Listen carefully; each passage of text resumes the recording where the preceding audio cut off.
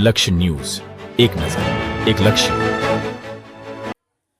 Giants welfare foundation સંલગ્ન federation ત્રણેના councillor સભ્યોની દ્વિતીય મીટિંગ સુરતમાં યોજાઈ હતી.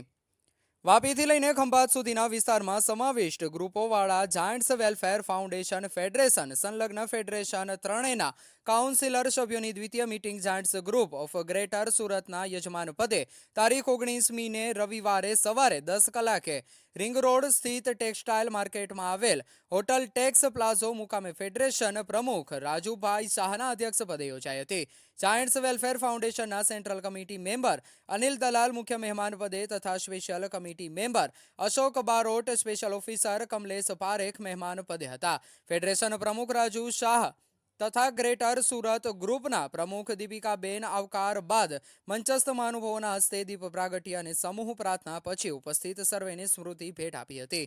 ફેડરેશન સેક્રેટરી શ્રી જયંત શાહે રોલ કોલ 2024 માટે ફેડરેશનનું અંદાજિત બજેટ તથા પ્રથમ ક્વાર્ટરના હિસાબોની વિગત આપી હતી. પ્રત્યેક ઉપસ્થિત કાઉન્સિલર સભ્ય મિત્રોએ તેમના પોર્ટફોલિયો મુજબ થયેલ કામગીરી અને લક્ષ્યાંકોની વિગતો આપી હતી. આમંત્રિત ફેડરેશનના પૂર્વ પ્રમુખો સર્વ મહેશ ગાંધી અને યોગેશ પારેખ બાલકૃષ્ણ શેટ્ટીએ એમના સંબંધમાં ફેડરેશનના વિકાસ માટેના કેટલાક સુઝાવો રજૂ કર્યા હતા.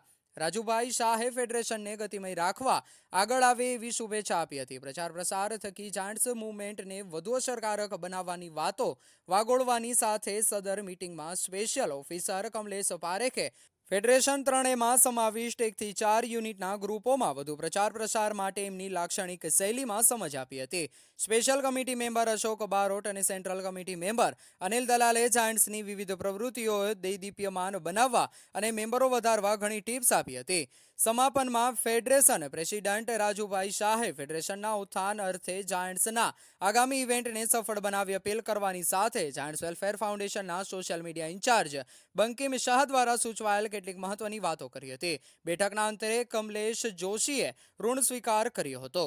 રિપોર્ટર કમલેશ પારેખ, સુરત.